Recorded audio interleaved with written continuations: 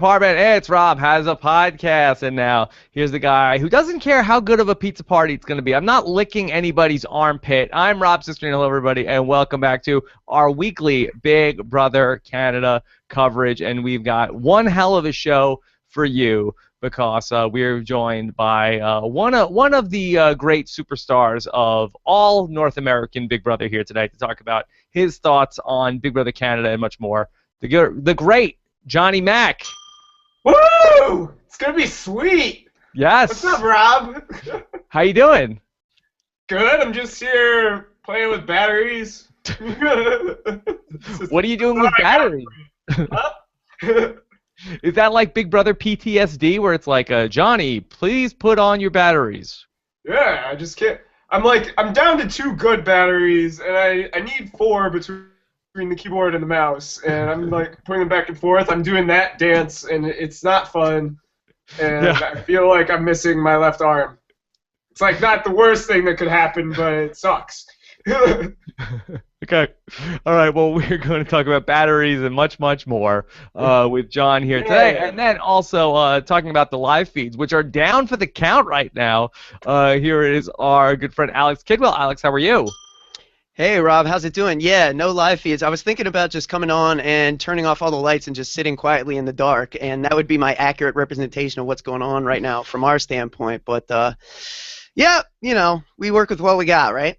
Yeah, the feeds are down right now until we find out on Sunday night who is going back into the Big Brother house, whether it's Levita or Kelsey. We will find out Sunday night. And then, of course, we will have our exit interview with whoever does not go into the house. If you're listening to the audio version of this podcast, I spoke with Dallas this morning. You'll be able to hear that interview if you stick around for the end of this recap. So that's a tease, Johnny. Got to make sure that nobody's skipping ahead. Ooh, yeah, give them the excitement. Hang in there. All right. So we're going to talk about everything, of course. We're going to take your comments and questions as well, hashtag RHAP, or you can also post them on our YouTube channel at robisawebsite.com/YouTube. All right. So, Johnny Mac, what else is going on in your world before we talk Big Brother Canada? Well, I'm coming off the Big Brother 18 casting calls. Those were my first time ever going to any casting calls ever, and it was fun. How is that? What do you do at an average casting call? Are you there just messing with people? Do you have like an official duty there? Yeah, I think that is an official duty, just talking at people and stuff. And then some of them know who you are and some of them don't, and it's fun. And some of them buy you drinks, and that's the best part. And it was a really fun time. Just asking people, how do you think it went? And some of them are like, oh, I don't think it went that good. And I'm like, no, that's not what you want me thinking. You want me thinking, oh, I killed it. But yeah, some people come out, they killed it. Now, do you have any sort of say in what goes on at these casting calls? Like, let's say there's somebody that you think is great. Can you like tap somebody on the shoulder, like, hey, talk to this guy? I think I found something over here. I could do that, and but probably would be I was like, no, Jack, get out of here. You don't know what you're doing. You're drunk. That's you're right over your head. Is there a lot of drinking that goes on at the casting call? For me, yeah.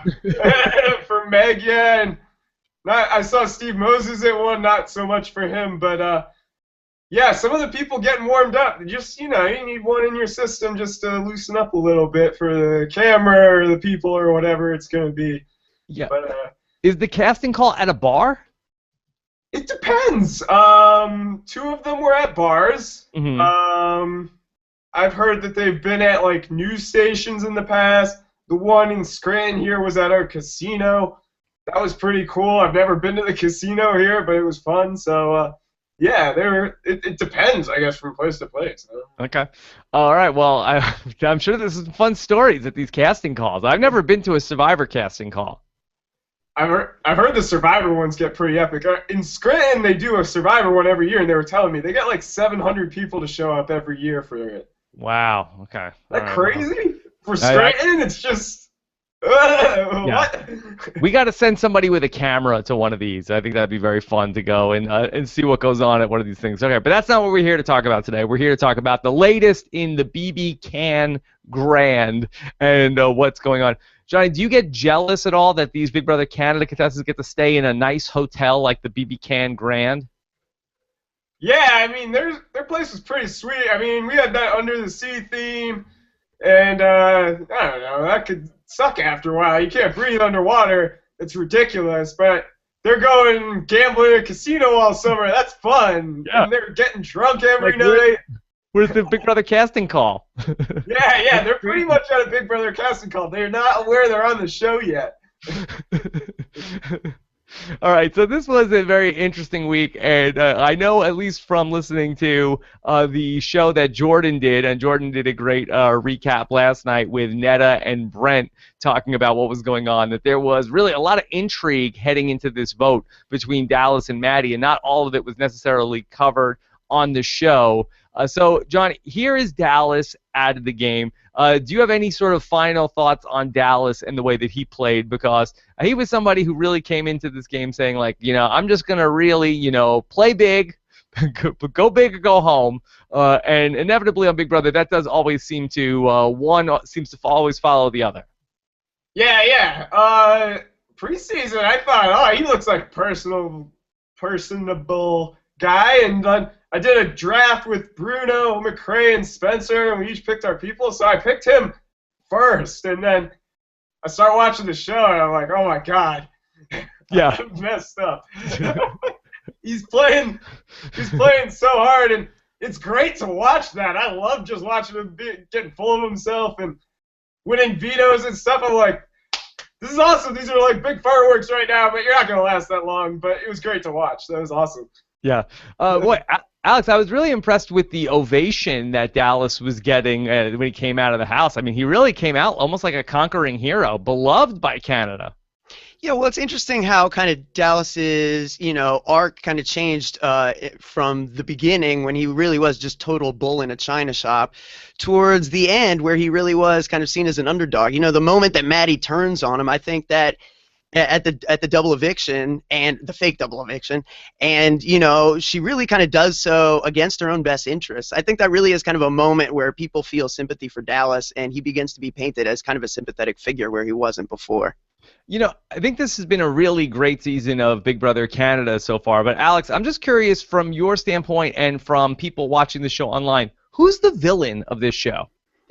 It really varies depending on who you talk to. Because I thought it was Dallas coming into this. Yeah. He got a big ovation coming out of the house. I don't know. Changed. Part of the problem is, like, A, the edit is all over the place, like, from week to week, and then B, you have episodes like last night, which, to be perfectly honest, like, I don't think I've ever seen an episode that varied more dramatically from the feeds in terms of the narrative that we got. So you've got many different perspectives on what's going on in the house, and you've got a lot of different people who are seeing a lot of different things, and so that's leading to a lot of different perspectives.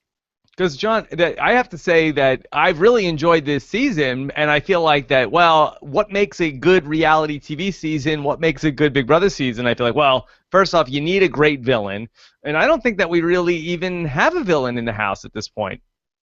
Yeah, I thought that the villains at the beginning were like Jared, Kelsey, and Raul, like they're the power trip crew, and then they lost power, so now they're kind of back in their, you kind of like them again, I think... for me anymore, the villain becomes whoever's wearing the toque or the beanie. That's just from, I don't know, just from watching it. Like, when people, I think it's valid. Like when I'm watching them talk in the diary room, it's like I don't trust what you're saying right now. Shades of Vanessa. No, I try to sit back and be objective. Like Levita, when she's playing so hard in the beginning, she always has the hat on. I'm like, yeah. No one can trust this girl. No one. And then Tim puts it on this week at some points, and I'm like, they gotta get him. He's being smart right now. Well, I really want to hear you talk about Tim and what he's done because that he's a very unconventional player, and I think that you certainly were unconventional at times in Big Brother 17. And I've heard a lot of talk about Tim and what he's done, whether it's been good or bad. What did you think about the way that Tim approached this HOH in Week 5? It might have been too good. Like, the savvy people like Mitch, and even Dallas isn't dumb. He knows that what Tim's trying to do here and why he, protested the whole thing. I think it was like too good, and it's gonna put a little bit of a target on his back because people are like, "Wow, he is here to play. He is trying to shift all the blame off of himself." Where if he just did something random, maybe without all the theatrics, he might have gotten away okay. I think Dan, his first season playing, did something kind of like this with like veto roulette or something. Yeah, veto Nomination roulette. Power Yeah, veto roulette. Yeah, it just reminded me of the same thing, like trying to expose other people's Yeah, I believe it stuff during replacement his nominee HOH. roulette. Correct, Alex? That is it. You got it. I want to get the branding right on that. Yeah. Well, it really is interesting in terms of what he was doing, and I really like this because I kind of feel like that we all talk about on these podcasts and everything. All right, but this is exactly how you play the game. But if everybody did what we would say to do, it would make for a very boring season. So I like somebody coming in with some, throwing some new ideas into it, and I think that's what was going on with Tim and what he wants to do. And I actually really liked this idea because everybody came to him, but I was surprised that so many people were down on this week, Alex. Yeah, well, it's interesting. I think the first, where you have to start is, did Tim really need to win HOH? Is anyone coming after him? And I think overwhelmingly, the obvious answer is no.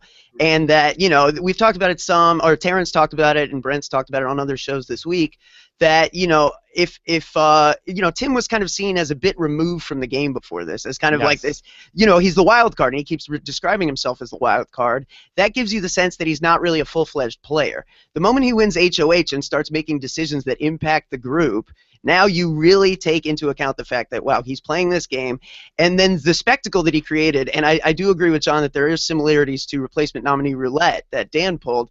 While creating a spectacle, is a power move, and you talk about that in the laws of power. It's early in the game, and also I think like the average IQ of this house, maybe not average, but there's players in there like Mitch who are smarter than anyone Dan was playing against in Big Brother 10, and there are people in there who know what he was trying to do. Like, he didn't pull the wool over anyone's eyes to the degree that Dan was able to, where he got everyone to name each other publicly and they were all like, whoa, what's going on right now? So I think this didn't necessarily do a great job for Mitch in terms of, keeping him in a safe place going forward. I think Tim's biggest problem is that he just gets really bored in the house and he wants to just mix things up, and he really does embrace this idea of being a wild card, and he wants to play to a degree in a way that honors that. So that could impede his ability to win as much as anything, I think. Now, Johnny, you were somebody who never got bored in the Big Brother house during your time there. But what do you think of Tim? Do you think that he is somebody who is a really great player of the game, or do you think that he's somebody who's just there to make good TV? Can it be both? I mean, a good player to me is someone who's like gonna keep us entertained. They're gonna do it in style, and there's gonna be something extra there. If you just kind of go through the game, everything calculated out. Okay, this is what I'm gonna do, and you kind of do it with this like robot precision. It's impressive, but it's kind of boring to watch. Like this is I like the fireworks. I like all that kind of stuff. Yeah. Yeah. I thought it was also. They don't just like put it down and fry it and say like, oh, how'd your day go? They're flipping it, they're throwing stuff at you, and that's what they gotta do. Yeah, I thought that Taryn also made a good point earlier this week. I believe it was the Sunday night recap that he did with Jordan and The Shield, and he was talking about how they made the comparison between Tim and Dr. Will, and that how fundamentally they have a similar philosophy about how they're sort of like want to be seen as being above the game. But why that worked so well for Dr. Will was that he never was the HOH. He never was in that position where he had to be the person who is saying who goes up on the block. But Tim, for whatever reason, felt like this was a good spot for him to win the HOH. And then now, instead of being seen above the game, he's being seen as somebody who had an agenda and was somebody who was trying to enforce his will on the house of who he wanted to have go home. And ultimately, he did not get what he wanted. What do you think about that? Do you think that it was overall a bad idea for somebody like Tim, Johnny, to win the HOH? Maybe right now, because no one was going after him. It just seems like he got caught up in the moment. He's like, I was bored. I wanted to win one. Like, he's going to have to really work to get people to just forget about him again. Like, I think Joel did a really good job with his HOH. Like, no one even remembers he was HOH at this point. That's awesome. Like, Tim's done a lot of stuff now that, like, weren't destructive to whoever's still left in the game, but they've seen, like, okay, this is what he's capable of, and they're going to have a hard time forgetting that, I think. Yeah, I think that's a really good point, though, about the HOHs, because I think that I used to advocate for the longest time, okay, don't win anything on Big Brother. But now I think in modern Big Brother, I think that you need to stand up there. And I think maybe it might have been especially once we got to maybe, post Rachel Riley era, I think, of Big Brother, I think that you want to stand up there and it's like floaters get a life vest. And let me say, I won six competitions. I won 4 HOHs. I won 2 vetoes. And you have to say that you won stuff. John, do you think that maybe the right move is that you want to be HOHs, you want to have HOHs on your resume, but you want to sort of like just take pieces out of the Jenga board without upsetting anything too much? Yeah. I mean, definitely, I'd say even before Rachel's time, like, you needed to win HOH, because Dr. Will tried it again to go through the whole season without winning HOH, and he lost. Like, at some point in there when the veto was introduced, probably after the first season when everyone saw how you could play the game, like, socially like that, it became important to win stuff. And, yeah, you definitely do need to win some things. It's really tough to go through the whole game without winning a single thing. Yeah. All right. So now we have this really interesting point in the game where we're going to have one of these people come back from the BB Grand secret suite. Now, Johnny, does it annoy you at all that you had 2 people who were out of the game who were sort of locked up together where they could not only watch the house but also trade each other's secrets for a period of a week? I should be the least annoyed about people coming back with some kind of bonus thing. Yeah, but you weren't for a week, sitting with everybody that was in the jury house. Yeah. I mean, you were out of the house for 15 minutes. Yeah, that's true. But as far as Big Brother Canada goes, like, this twist, it's not really that bad. Like, you think about Topaz being up in the HOH room and they broadcasted everything, or with the letters and stuff like that. Yeah, that's a real big advantage to come back into the game with that kind of stuff. Because I saw, and I haven't been watching the live feeds. I don't know how big of a deal they made of it, but they were exchanging notes on Mitch. Like, that has some potential to do some damage to someone who's doing a very good job in there. Yeah. But it's Big Brother Canada, and he's got to be able to adapt to that.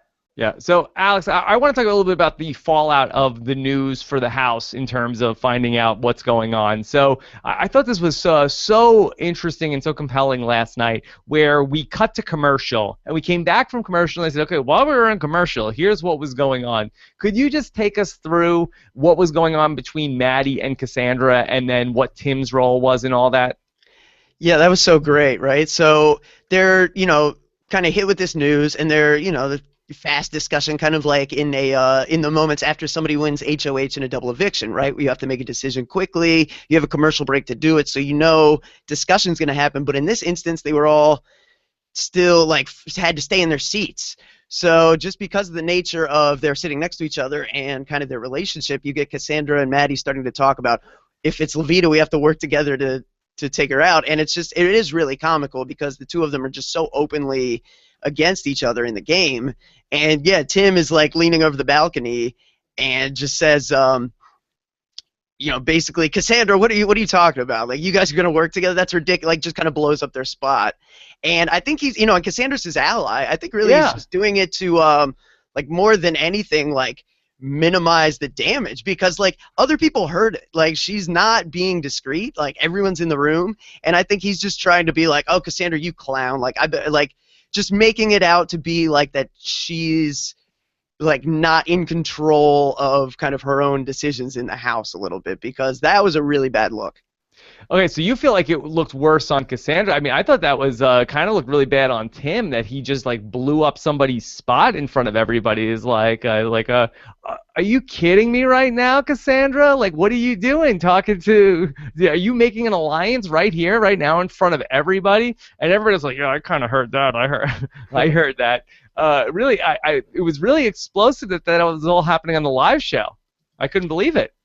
Yeah, yeah, and it's hard to know exactly, right, because we don't have context. We didn't have feeds afterwards. It's hard to know exactly, what the context was there. But I mean, I just got the impression that, like, yeah, if Tim believes other people heard that, and everyone knows that him and Cassandra are basically a tight pair, which I mean has been the case over the last couple weeks, that they're always joined at the hip, then to me it's like a move to just like either distance himself from that discussion or just kind of like, oh, Cassandra, you're not taking this seriously. Like this is a joke and you know it. You know what I mean? Like really just downplay, like stop talking strategy in front of their house, you idiot. You know what I mean? Yeah, that was wacky. That was really wild, really wild. Now, so John, so one of these two women is going to be voted back into the House, but they have to do it by unanimous decision, and I don't know how they're going to do this. I mean, we had last season on Big Brother Canada 3 where it was Godfrey and was it Ashley and Sarah had to decide, okay, they had to decide unanimously whose vote wasn't going to count, and they ended up picking poor Jordan and not letting his vote count. And that seemed like it took forever. Well, this is going to be like 12 Angry Men. Yeah, or what are the rules to this? Because, like, I thought it was bad enough, like, with the brothers' twist. Like, what if they don't agree on a decision? What happens to them? Like, what happens to these people now? They have to come to a unanimous decision between people that really don't want to be on the same page at all. Like, it's clearly Jared and Raul want someone in, and everyone else probably wants Levita, I would guess. I don't see anyone else wanting Kelsey in that badly. Maybe just the lesser of two evils or something. I don't know, but... Well, how do you see this shaping up, Alex? Because, I mean, certainly there are obvious people that want Kelsey back. You would think that Jared wants Kelsey back. You would think Raul wants Kelsey back. You would also think that there's a couple other pro-Kelsey people in the mix, Cassandra also being one of them. I don't know how many pro-Levita people there are still in the House other than maybe Joel. Who are the people that are really going to lobby for Levita to return? I think lobby is the key point. You've got some people in there that would definitely prefer Levita in there. I think Joel is one of them. I think Ramsey is another. He really got along with Levita while she was in the House. The thing is, Joel, Ramsey, these are not guys that are about to put their game on the line and start arguing with the group. They're very kind of mild, passive guys, and they've played a mild, passive game. I don't see any reason for them to just kind of like, do a 180 and change their perception in the House to take a stand here. Maddie was kind of like, we saw at the end of the episode, even though Maddie was talking to Cassandra about how badly they need Levita out, Maddie was actually lobbying for Levita to come back in because she, I think, is that much more terrified about what Kelsey represents to her, and she feels She's gonna like... bring her duck back. Yeah, well, but she feels like Levita is an easier group target, whereas, like, if Kelsey comes back, Kelsey can work her way into an anti-Maddie majority, which is probably true. The thing is, I mean, the people who are going to be vocal about this decision are going to be, obviously, Cass, who really, really doesn't, who's vocal normally and really doesn't want Levita back and loves Kelsey. And then the brothers, who loved Kelsey and didn't have any love for Levita, Raul, Jared. I see it going Kelsey's way. Obviously, it could go the other way, but I feel like the loudest are going to rule the day, and the loudest seem to be more in the Kelsey side. All right, Johnny Mac, as a viewer, who are you hoping comes back? Where Levita was pretty good television at times, Kelsey certainly has her appeal as well. What are you hoping for? If Levita comes back, she's just kind of like on her own, so it kind of keeps the House separated more. Whereas if Kelsey comes back, you have the power threesome back again. It's probably going to turn into the rest of the House versus them in some form. That's probably what people want to see, just like a war just go down. So I think for TV, we're going to want to see Kelsey back. Boy, I kind of feel like that for TV. Oh, well, I got a couple different feelings about this. I kind of feel like is there any chance, Alex, that we could see that Jared potentially voting against Kelsey returning to the House, a la Lisa and Eric back in Big Brother 3? I don't think so. Just based on the little conversation we got at the end of the episode, it seemed like Jared was one of the people who was vocally telling Maddie she was kind of mistaken when Maddie was kind of making points about why Levita should come back. So I get the impression he's going to advocate for Kelsey. I think, somebody who's really been persuasive and really been dictating a lot of the decisions in the recent weeks is Mitch.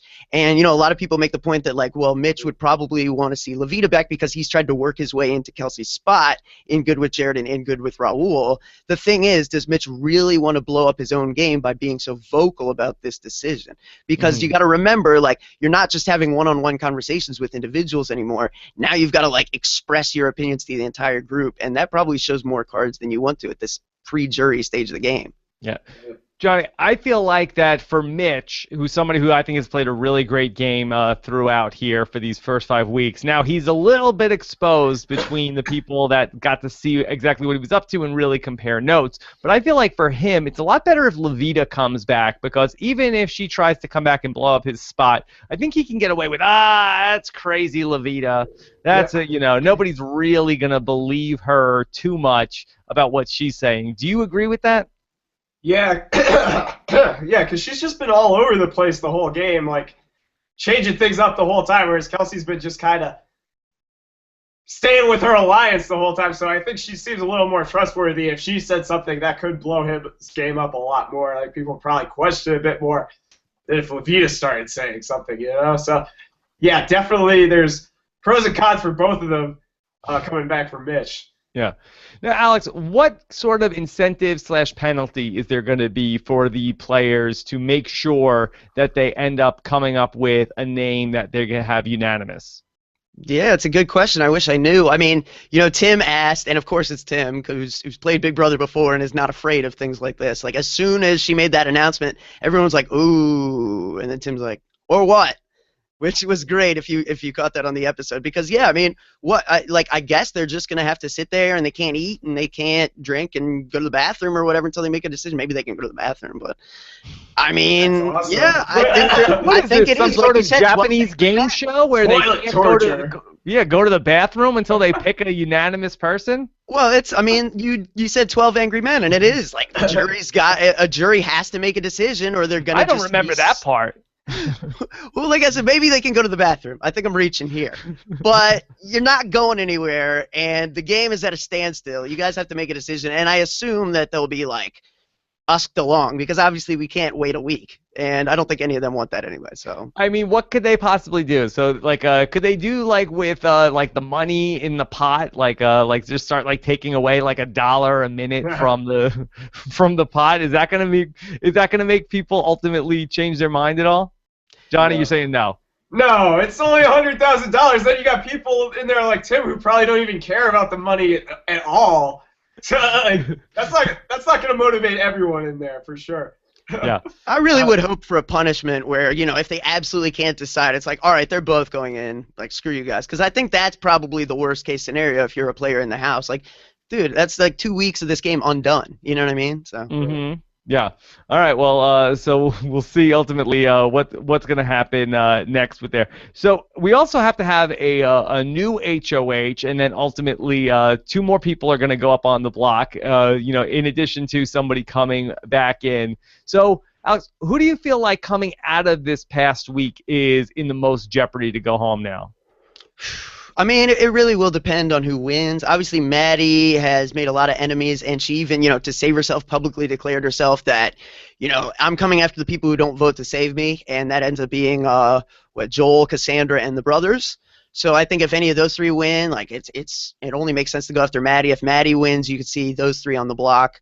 Beyond that, I think it just kind of, it may extend from there. I think, Jared and Raul are closer to the brothers and Cassandra than they are like Ramsey and Maddie, and like Ramsey and Joel and Maddie are kind of closer by association. Even though Joel wasn't in with them, he was kind of clinging with Dallas after Levita was gone, and now Joel is kind of left alone. So it'll be interesting to see what happens with Joel, if Mitch tries to pick him up because he's kind of on an island, or if he just gravitates towards the people that used to be close with the people he was close to. I don't know. And if Levita comes back in, obviously that could create a link between Joel and Ramsey. Johnny, let's talk about some of the other people in the house that we haven't talked about too much. Now, you played memorably with Liz and Julia, who were 2 twins playing as individuals. They were playing as one person for a while, but only one at a time. But here we have Nick and Phil, who are playing as one person, even though they're both in the house. Have you enjoyed the brothers so far this season? I love Nick and Phil. Oh my God, they're doing it so well.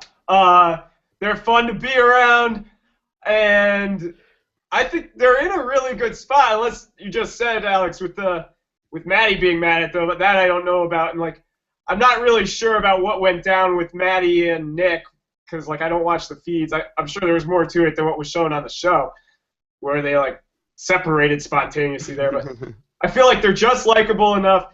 They were doing something similar to Tim. I mean, they're just being likable and getting by. No one has any motive to put them up. And they're doing better than Mitch, that like no one is distrusting them at this point. And I think they're playing very well.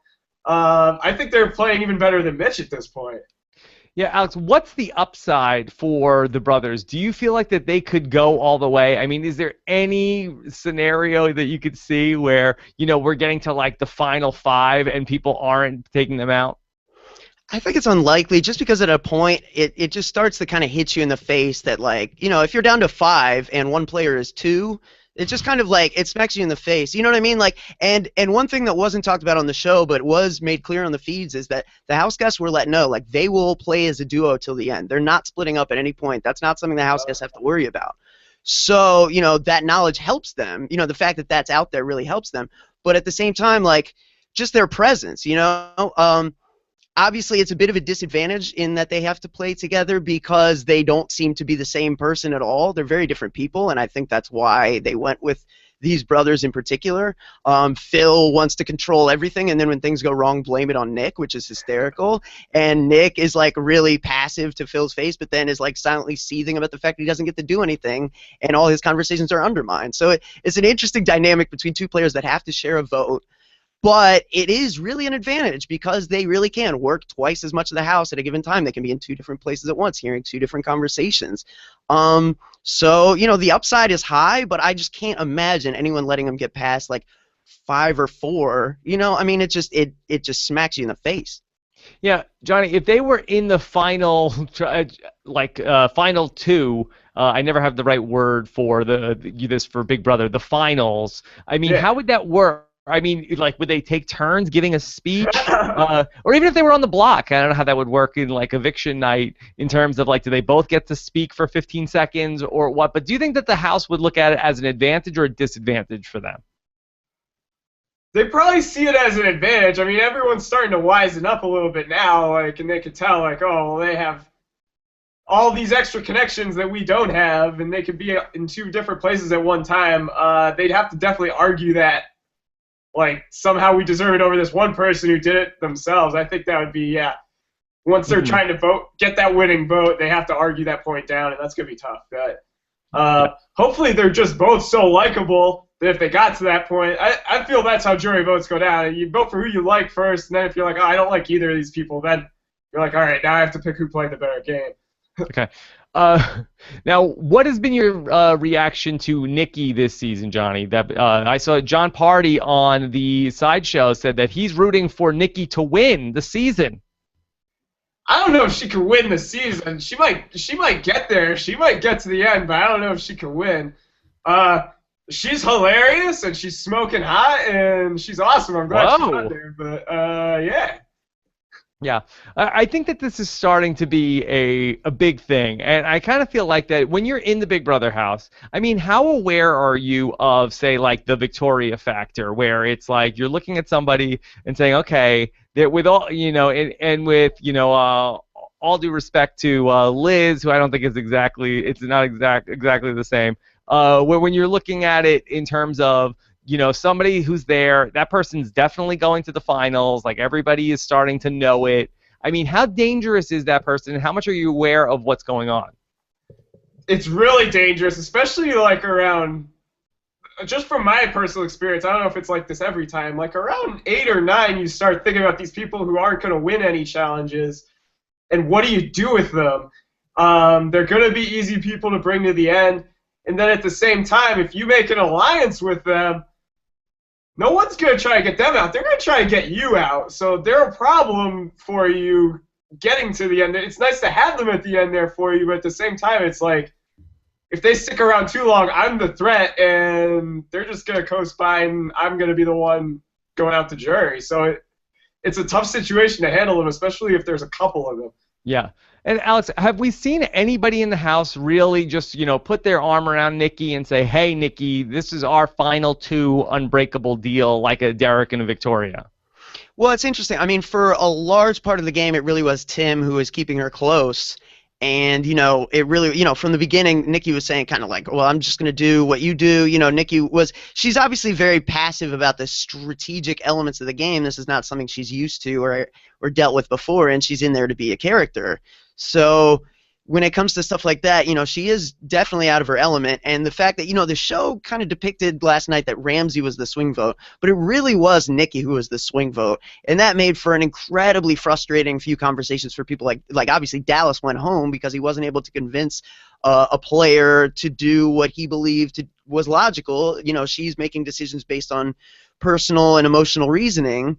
And, so lately she's been kind of having riffs with Cassandra, which has driven her a bit away from Tim. And the person who's perceptive, the person who's really picked up on this, and the person who seems to be best at speaking her language in terms of, I studied this in school. I looked it up to be sure. It's called the transactional model of communication, Rob. And this is big in Big Brother. Okay. I mean, it's all about, exchange information in terms of currency in the house, right? So you've got a message, which is what you're trying to deliver to people, but then you've also got the channel, which is like my mouth, which is how the message is going to be delivered. And the message is going to be delivered differently depending on which mouth it's coming from. And it's all about speaking to someone in a way that it's going to be received properly, And Mitch seems to be someone who lately has realized how to speak a language that is received by Nicki the way he intends for it to be received. Okay. Johnny, you get all that? There are a lot of big words there, and it makes me a little wary of you, but no. Was that all on the feeds? Because that I wasn't sure about. I had no idea Mitch was pulling this stuff. Well, it basically happened yesterday morning, and it kind of, the vote was up in the air, and it seemed like Nicki was going to be willing to keep Dallas in the house, but it really was Mitch kind of working her and convincing her that Dallas was a jerk and a bully and was kind of a horrible poison in the house that really spoke to her more than anyone else. So it's that emotional pull. Yeah. All right, so we've all been pretty high on Mitch. Johnny, what's been your read on Mitch through 5 weeks? He had a sad birthday this week. Yeah, that was upsetting, right? Everyone has that lonely feeling time in there, and he finally had it at day whatever this is. He made it a pretty long time without breaking down. But he's been playing well up to this point. It's going to be tough going on now. He might be getting into a situation where people are realizing what he's doing, especially with this advantage that either Levita or Kelsey has coming back in. Is he doing too much, though? Do you feel like is this the kind of thing where, one of the things that I felt like really worked effectively for you was, and I always tell people, and you did a very good job of this, I say go into the Big Brother house, go to sleep for the first month. Like, don't let anybody, don't worry about anything. Just stay off the block and don't get voted out, and then start to make your move. And whereas Mitch has really, even like Levita and Kelsey are saying, like, boy, he's the guy who's really behind the scenes. Is he peaking too early, do you think? It could be, yeah, and that's kind of what Vanessa did. I mean, everyone saw, she was making a lot of moves there. I mean, sometimes it works out, sometimes it doesn't, The advantage of playing early is that you can pick who you want to go to the end with you. It's just it might be a little bit harder to get to the end when people start realizing what you're doing. Like, you could get smart people out really quickly. Mm-hmm. Whereas if you do what I did and you go to sleep for the first part of it, I mean, we did get a lot of smart people out. They took each other out, but there was still one left, and then she was hard to play with the rest of the game. So, I don't know if one strategy is better than the other one, They both seem to have, pros and cons. Yeah. Now, this week on the Big Brother Canada, I thought we had a pretty wild game of Truth or Dare that went on in the house. John, I feel like that the Big Brother Canada house has more crazy stuff going on than in the Big Brother US. Is that a fair thing to say, that the Big Brother the Canada contestants are more or less shy than Big Brother US contestants? They're drunk all the time, Right? When you drink, fun stuff happens. Right? That's gotta be part of the solution here. Just more booze. More booze, tequila. Woo, tequila, yeah, that kind of stuff, you know? I thought that was a pretty wild moment when Nick got dared to put all of the ice cubes down his pants. Yeah, and then here comes Nicki, and then what's going on there? What happened with Nicki? Well, that she came in to supervise the distribution of the ice into the underwear. Curious. She's curious. Yeah. Oh, okay. So she took a little look there, huh? Well, she did more than take a look. Then she basically was like the straw that stirs the drink with these ice cubes. I thought that Nick had a great line too. He's like, "Not now, Nick. Yeah, wrong time." Margaritas, huh? But that was great. That's why I didn't see that on the show, or maybe I missed it quickly there. But I thought that they were creative. They were playing basketball and stuff, or like beer pong. He's like catching them, and like you get that board in there. So I'm glad they had that much fun with it. That was awesome. I did think there's also a lot of abuse of women's hygiene products going on in the Big Brother Canada house, Alex. That seems wasteful. Yeah. I mean, well, you've got Tim and Nicki in there, you know, and this is what happens when you've got people who are told they're wild cards and inserted later, and then B have done this before and are like emboldened to kind of be more open and ridiculous in the Big Brother house because it's not new for them the way it is for everybody else, you know? And before we get to the questions, I thought we had some really interesting things from the live eviction show last night. First off, I thought we had some really stellar speeches, John. What did you think about, Maddie stood up and was like, all right, let me just tell you right now, Dallas is a huge liar, and he's lying to everybody. He's telling you, he's coming after you, coming and telling you. And even Dallas, I thought, was defiant in his speech last night. Do you feel like that, are we moving towards a point in Big Brother where these speeches are going to be more about a person trying to make a play and less about, hey, I just want to say real quick to my boo back at home, I just want to say happy birthday to my 4th grade teacher, Mrs. Wallace, how you doing? Looking forward to seeing you soon. Isn't this exciting? Yeah, I hate watching shoutouts. It's so boring because, as a viewer, you're like, I don't know who this person is you're talking to. Like, great, you're having your moment, but I don't really care. I also hate the ones like, vote for what's best for your game. I want to play. It's like, no one cares that you want to play. That's why they're voting you out. It should be like your raw emotion, like, oh, I hate this. This is why I'm so angry right now and I'm livid, or at least make it some form of entertaining. Like, you're not going to change anyone's vote in that speech. I get that, but, make it good. Yeah. This is live TV. It should not be boring. Someone's life in this game is about to end, and you're yelling at your dog or you're just trying to be nice. No. Yeah. Lame. Okay, 2 things, Alex. Now, does that come up more when it's a swing vote where it's going to be a 5-3 vote ultimately, or they're expecting it to be a 4-4 vote? So is that more likely to happen because it's a close vote? And how much of this do we have to thank Godfrey for? Yeah, no, I think the Godfrey factor is a factor, and I think it speaks more to just Dallas and Maddie's personas. Like, they're both very brash people who have already told other house guests they hate them. So, that's not good in a game like this, but, that's something you're doing. So, obviously, you have no problem speaking from the heart. I think I think John made a good point. Unlikely it's unlikely, if not impossible, to change somebody's mind at that point. But what you can do with a great speech there is what Godfrey did, which is he had already, made sure ensured the legwork was done for the blindside to happen that he needed to happen. And then with his speech, he reinforced that they were making the correct decision. If you do this, I'm all after Zach. It's his blood I'm coming after. And that was the premise for which he had already established why they should save him. So everyone who was going into it and was a little nervous, like, oh, God, I'm about to make a blindside move, just heard something that made them go, oh, right, yeah, that's why I'm doing this. This needs to happen. Perfect. So that's when it works. That's what you need to do with it, I think. I'll give a shout out to Frank in the chat room who mentioned Godfrey, and then Jordan and Netta, they had talked about it also last night with Brent on the recap. Just one other thing. So Cassandra, she had to vote last night, and she had to vote. She wanted to vote to evict Maddie, but she feigned, I believe, that she could not remember her name, and she called her Blondie. Okay, first off, Alex. Is this bullying?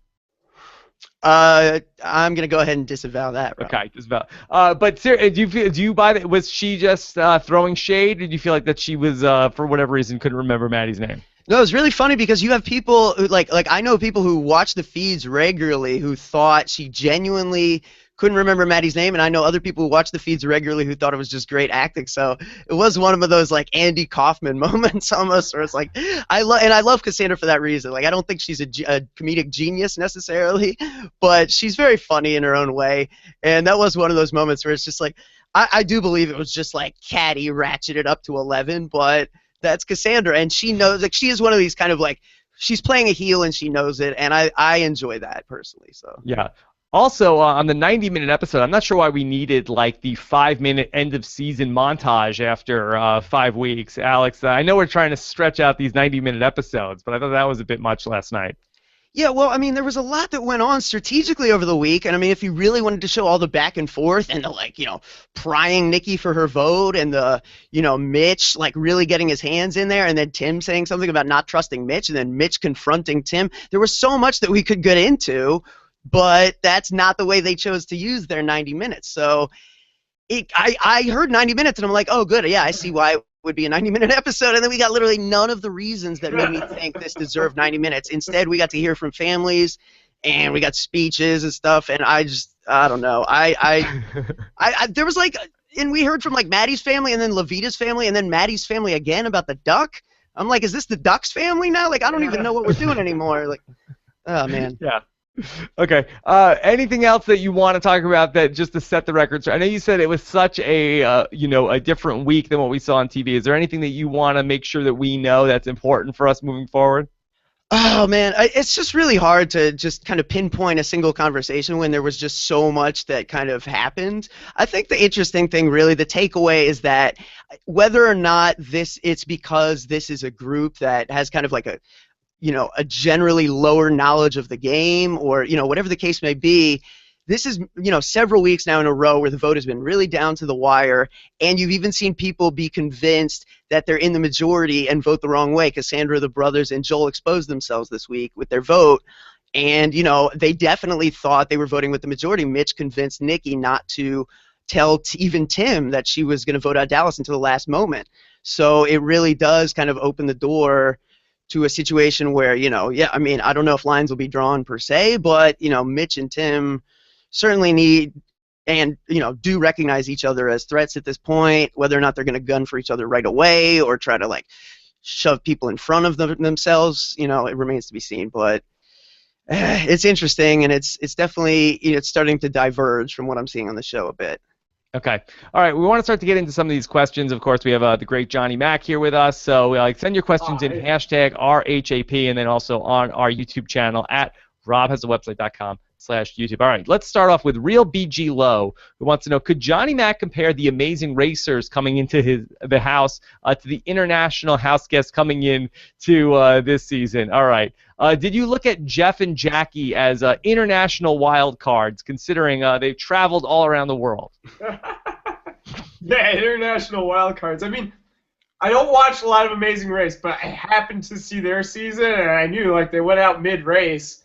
Right. So I was like, well, cool that they're here. I wasn't even sure they were going to stay the whole time. I thought they were just here for a week for a takeover, and that's it. We did not understand that. I remember there was a tease. I feel like we knew 2 more people were coming into the house, and there was a rumor that it's going to be it's going to be Amazing Race people, and it was this is just this is a prank. What? It makes no sense. These Jeff and Jackie going into the house, and boy, it was a surprise to us. Yeah, I mean, again, Jeff was great live feeds and everything, and Jackie's hot, and she was there to play, but No, these are like two people that are like iconic in their countries, and I think that's a little. It would probably be, I don't know what an equivalent would be for our country. Maybe like Richard Hatch or Dr. Will, like the original people coming back to like Yeah. bring it again. I don't know. Yeah.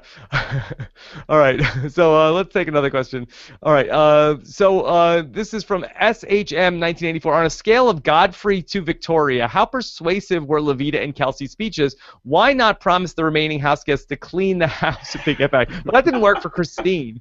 I'm not sure necessarily that's going to work for them. I actually liked the speeches from last night. I thought they were both pretty good. Alex, what did you think about the speeches? No, I thought they were terrible. I thought Levita saying, like, me and Kelsey are friends now, and, like, we're on the same page. Like, what are you doing? You're trying to establish a reason why you and not her. You're trying to create a difference in people's minds so that they know why you and not Kelsey, and all you're doing is saying, like, we've become the same person, guys. Isn't that great? Like, and then, like, just on top of it all, like, it just really, like, that's a moment that you have 1 minute, and I think if you can't be persuasive in that moment, at least leave a lasting impression. Like, pull a Will Sims and say, like, I'm going to bring in sandwiches when I get back in there. Just that was your lasting impression of Will Sims?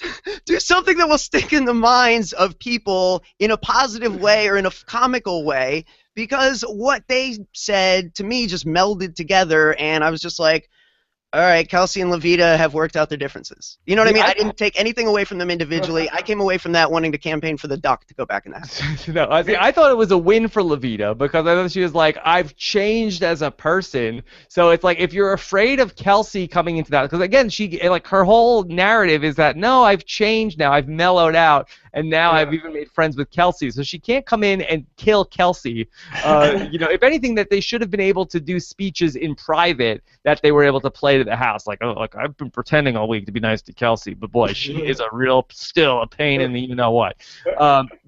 So she's like, I'm different. I love Kelsey, and that I think that if they were sort of worried about, okay, well, if you're worried Kelsey's going to come back and get back together with Jared and Raul, then I'm the safe person to bring back into the house because I'm not going to bother anybody when I come back. So I thought that it was for Levita, it was a win, and I thought that Kelsey had a little something also. So I kind of like the speeches because you don't want to come in and be like, hey, I'm going to come in and I'm going to kick ass and I'm going to take names, because I think you want to vote for the person who's going to do the least amount of damage. And I keep saying this line that Steven said on the know-it-alls, but the greatest strength is the perceived weakness. Johnny, don't you want to vote in the person who's going to be the weakest person back into the house?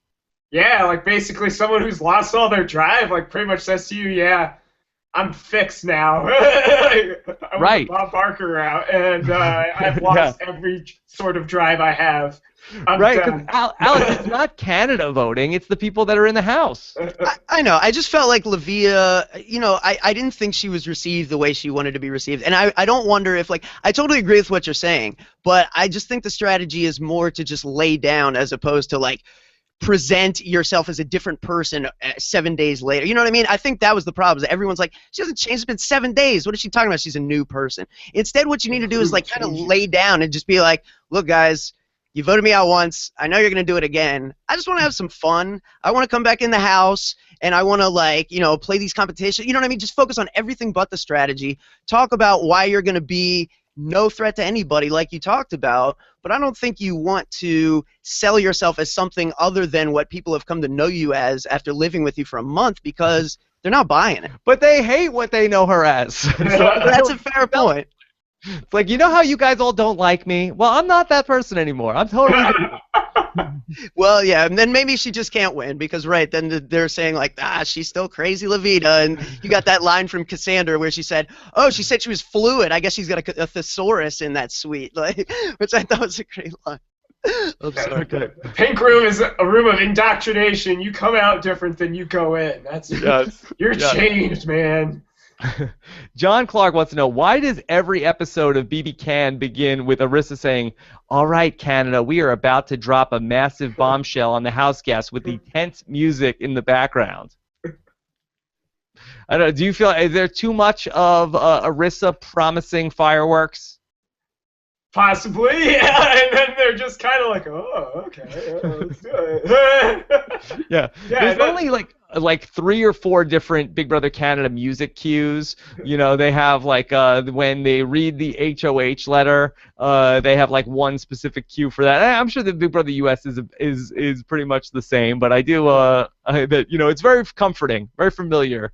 The 4 or 5 music cues they have on Big Brother Canada. yeah. The thing I love about Big Brother Canada is that there's just no week where they're not going to mess with the situation. You're guaranteed there's going to be a twist. I think maybe it's just that it kind of loses its shock value when you do it every week for 4 seasons. Yeah. You're just like, okay, here it is. All right. Alex, didn't you think it was kind of mean to Dallas to sort of like have like like, oh wait, oh Dallas, what's happening right now? Oh, something is going on.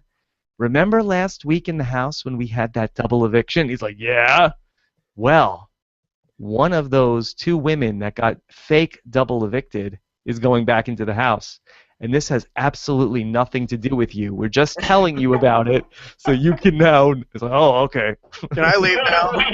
Yeah. He's like, oh, am I going back in the house? Ha No. Horrible. No. Yeah, it's just horrible. Yeah, right. And the worst part is you get the sense Dallas wants to be there more than either of the 2 girls with a real shot to go back in. Because Dallas really seemed to love to play this guy. Granted, he was kind of a bull in a china shop while he was in there, but he really had a kick out of it. And yeah, it's a shame. You know, he's gonna have to, I don't know, go do something else. He looked like he was ready for an audition of Treasure Island. Yeah, that wasn't a weird look for Big DZ, Johnny Mac. He had like a hot pink shirt on. I thought that was kind of weird. Little unexpected, you know. You're used to him in the tank top and tattoos out and everything, and it goes well with the hat and the beard. Yeah, there's a little change up there, and you know what? Sometimes it's good to throw a little change in the wardrobe there. I respect it. I respect it. Yeah. But yeah, that was really mean. I totally feel for Long John Dallas. That was horrible. Yeah. All right. So here is a question from Game Time Fitness. Wants to know, does Dallas know how to speak English and not use puns and slang every other sentence? Alex, did you think this was a problem for Big DZ? You know, I get the impression that Dallas is a big old school wrestling guy, don't you, Rob? He's doing some of the Ric Flair strut in the diary room, and he's ripping his shirt and saying, "I don't like the Block Brother," which is obviously a Hulk Hogan thing. Like the flair comes from probably an only childhood of watching a lot of wrestling with a lot of imagination. I can relate to this. I'm gonna give him a pass on this. Yeah. Also, was it Cassandra who said say hi to your mama? Or is that what she said to Dallas in her goodbye video?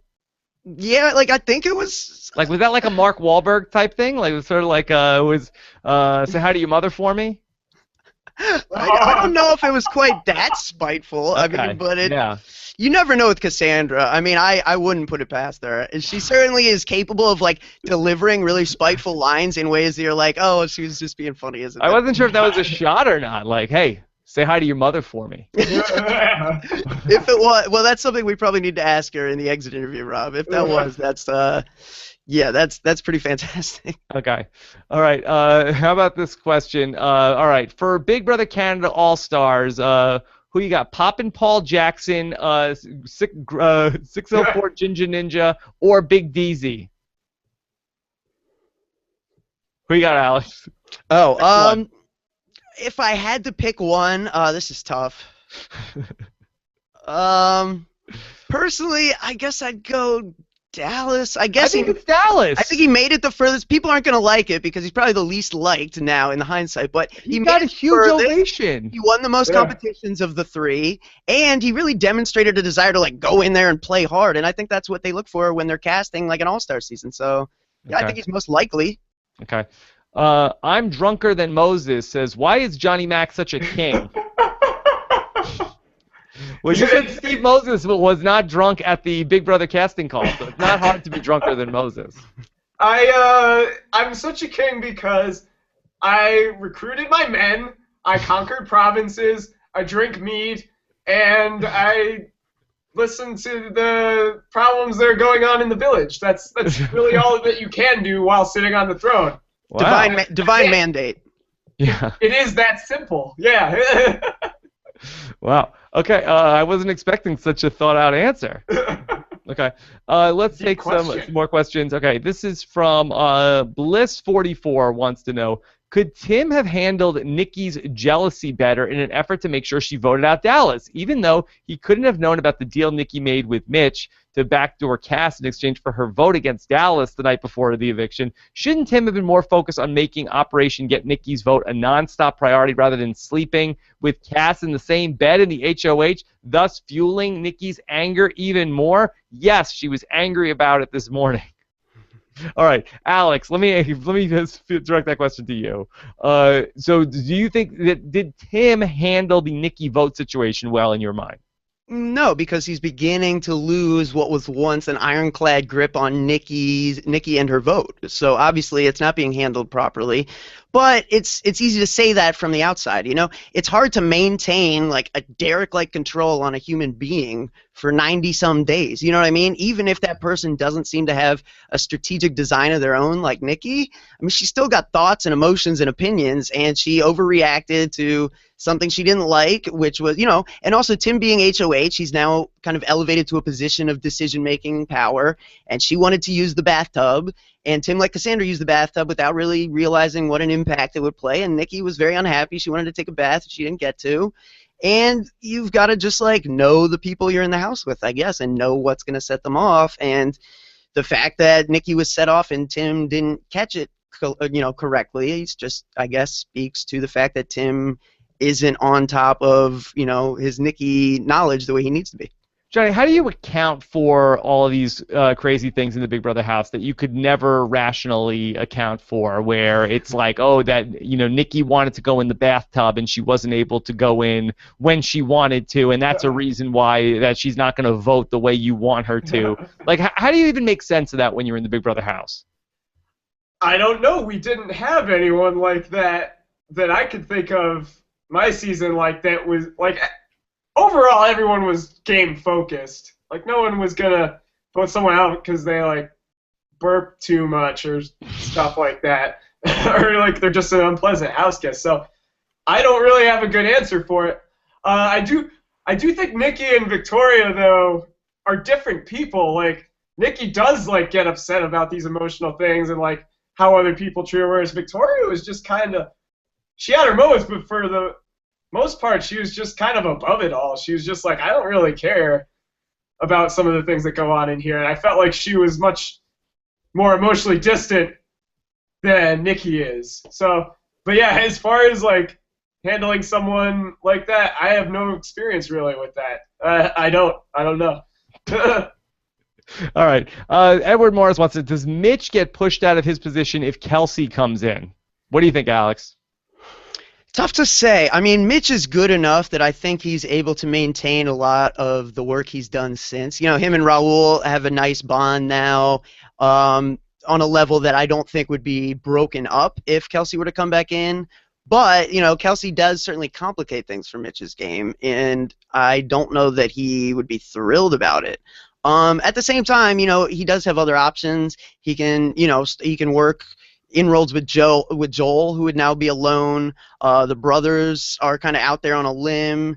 Obviously, you know, Kelsey likes them, but, you know, they were kind of in trouble when Kelsey was in the house, and so they're not necessarily made any safer by her return. So there's options. There's people out there he could start to pick up if it seems like Kelsey is kind of taking that spot.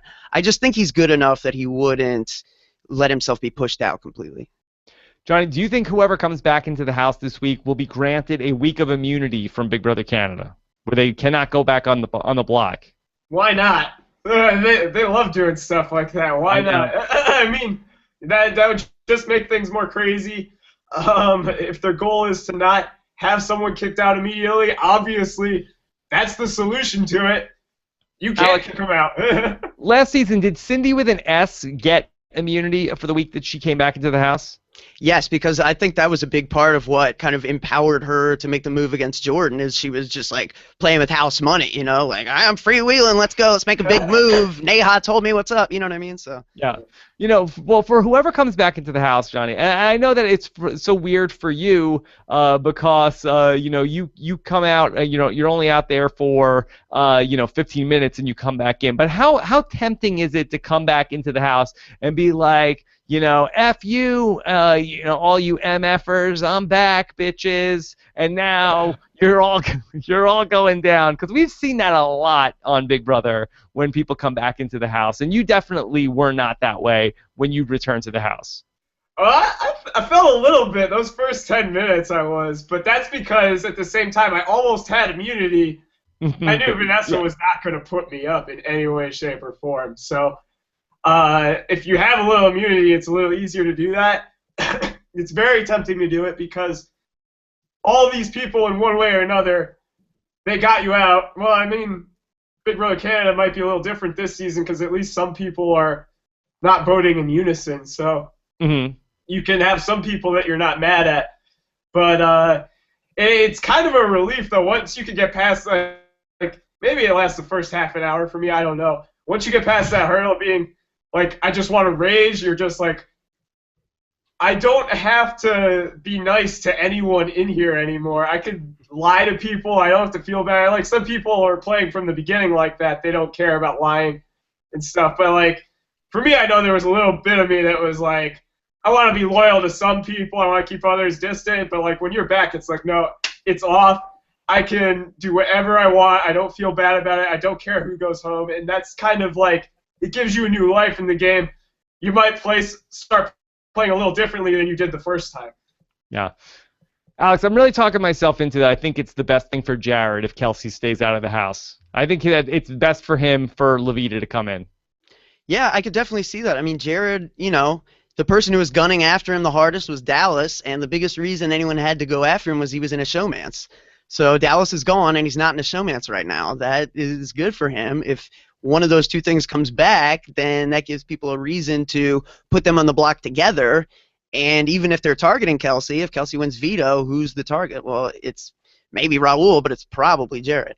Yeah, I mean, we've barely even spoken about Jared, and he's somebody who everybody has, mentioned as somebody who is probably the front runner in the game for a lot of this season. And now here he is. He's managed to get under the radar, Johnny, and I feel like that he's in this great spot. But I think once his showmance returns, I think that once again that he's going to start looking at him and Raul and Kelsey as the three-headed monster. Yeah, and that sucks because it takes a lot of work to get under the radar from out in front of everyone's just like gunning for you. And especially when you won that battle, you were the one out of the pair who didn't go.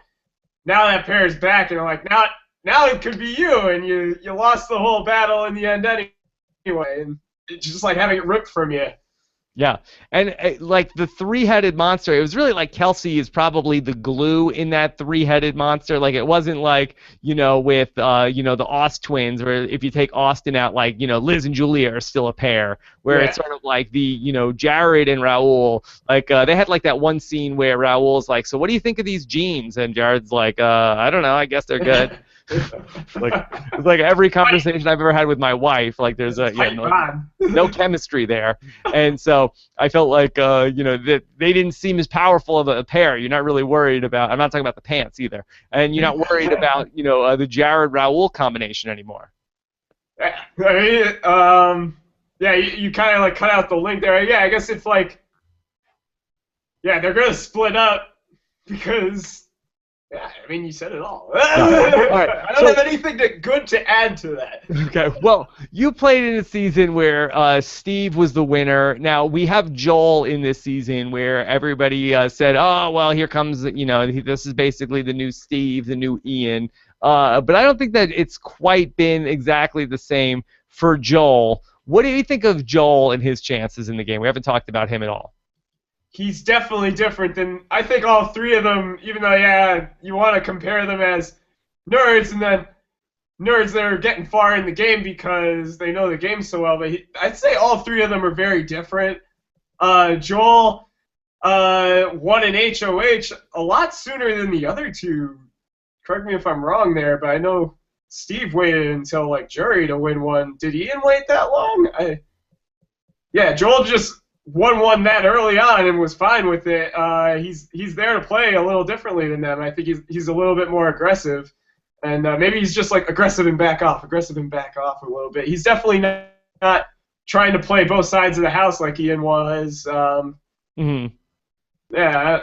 But I was more impressed with Joel early on. I think that Joel has really emerged, I think, as a very emotional person in the house. Do you think that Joel has what it takes, like an Ian or like a Steve, to ultimately be the winner of the season? Or do you think that he's too caught up with the personal relationships? No, I think he has what it takes to win. I mean, like Steve felt bad about things he did too, but he was able to separate. It's a game. I could still feel bad about it, but I'm going to do it. And I think Joel's the same way in that respect. That yeah, he can probably. He's a fan of the show. Obviously, he can separate a game move from how he feels. He'll cry about it, but he'll be okay with it at the end of the day. I think. So. He's gonna cry a lot. All right, Alex. Also, with somebody coming back into the house this week, this is from Real BG Low. Are we expecting a triple eviction sometime in the next couple of weeks? I don't know. I mean, I haven't heard anything, but I wouldn't take it off the table. Yeah. No, I think that Big Brother Canada likes to have something so every single one of these Thursdays. So it's like, all right, this week it's a special eviction. We're taking 2 people out of the house, but we're putting 1 back in. Come back next Thursday where we're going to vote 1 person out, but put 1 person back in. And then this week we're going to vote 3 people out. Like they never want to have just a Thursday where it's just 1 person's voted out tonight and that's it. Show's over. They can't do it. Every week has to be something. Yeah, well, you can truly expect the unexpected. Unless it's the night after with the consistency premiere, right? and regularity and everything that comes with it. Yeah. Okay. All right. So, Alex, any final thoughts about the week in Big Brother Canada?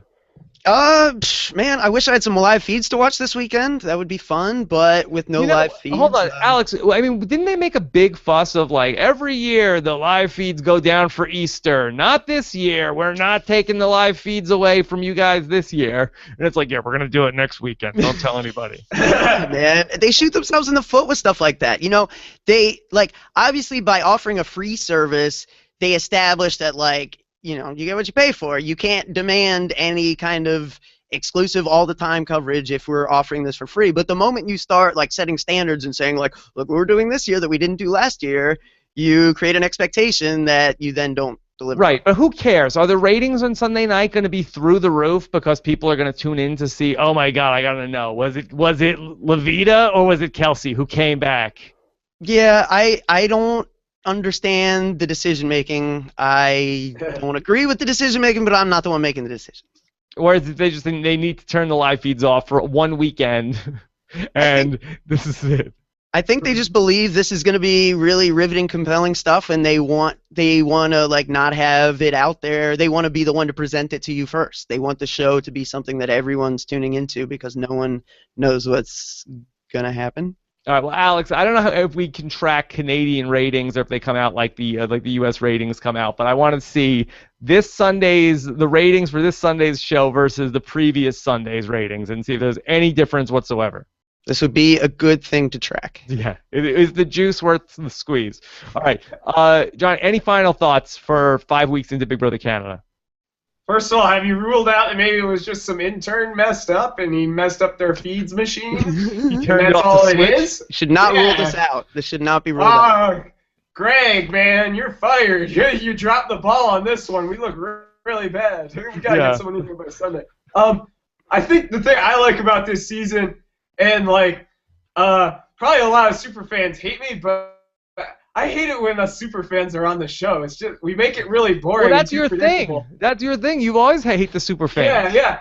But like this season, when no one knows what they're doing, it's like you get to watch the whole evolution of the game over again. Like at the beginning, where they're all messing up to like they're slowly wising up a little bit, and now they're starting to play. Like you get to watch it all come together instead of it all just being like, oh yeah, obvious play here, blah blah blah, and it just plays out unanimous votes all the way. Like this is, I like it. I mean, so what's the right balance? What's the right balance? How many, like, so let's say you have a Big Brother season, say 14 people are in the house. How many people do you want that are super fans?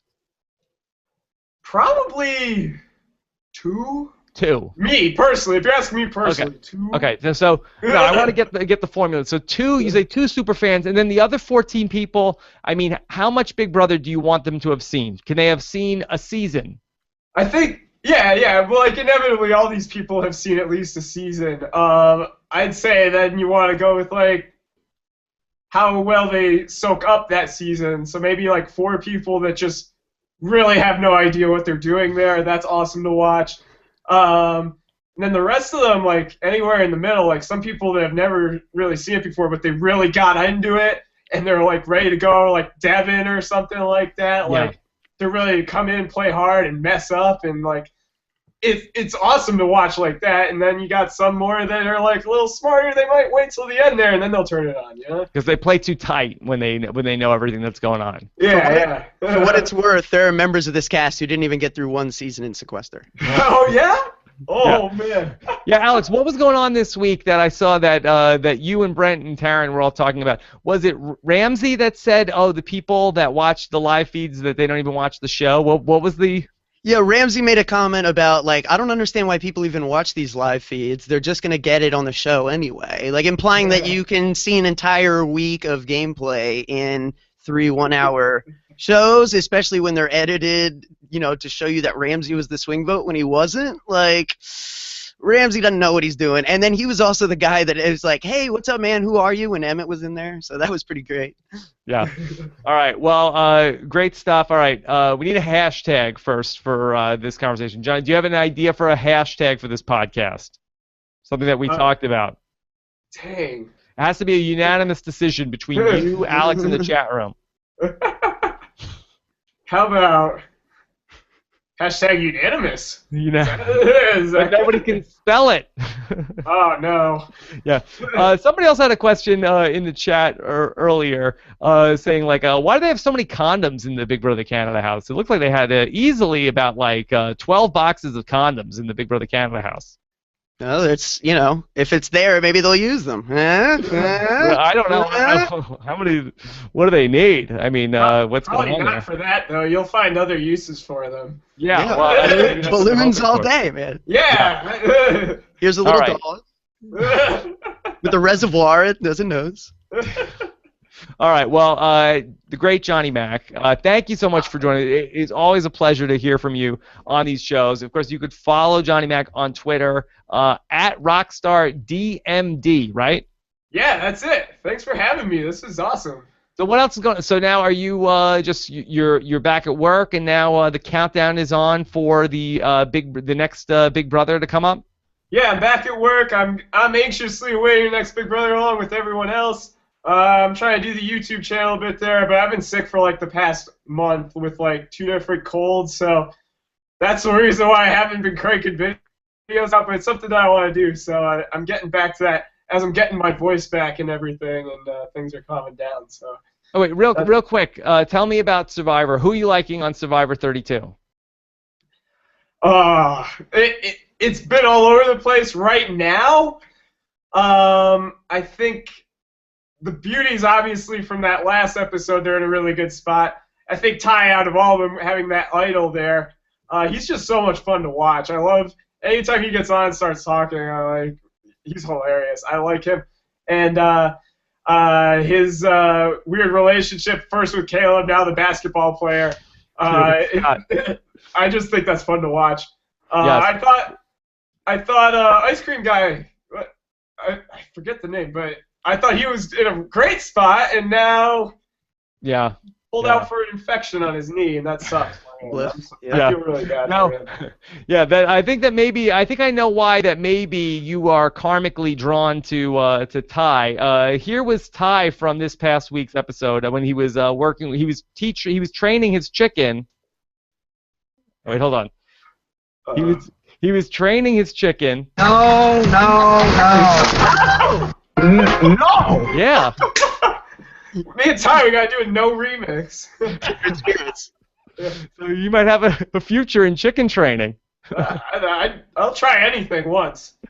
Okay. All right. So for those of you guys who are listening to the audio version of the podcast, we are going to take a break and then come back, and then we're going to have my exit interview with Dallas, and then later next week we'll have the exit interview with whoever does not get back into the BB Can grant, whether it's Kelsey or Levita. That's going to be coming up next week on the podcast. If you're watching us here live, amazing race 28 recap. Maybe we'll see who's going to be the next international celebrities to walk into the Big Brother house this summer. Be sure to check that out live with me and Jessica Leeds tonight at 9:15 p.m. Eastern Time. Johnny, you watching the amazing race this season? I haven't been keeping up on the Amazing Race. I'm sorry.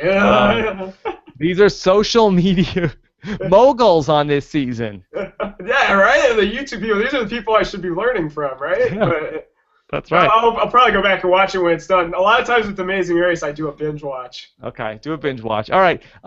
Of course, you could follow Alex on Twitter as well, at Alex Kidwell. Jordan Parhar is going to be back on Sunday night and Wednesday again, I believe, this week, if he's not heading down to Reality Rally already by midweek. Of course, Reality TV Happy Hour on Reality TV Wrap Ups. We catch Jordan's show twice a week. All right, everybody, have a good one. Take care.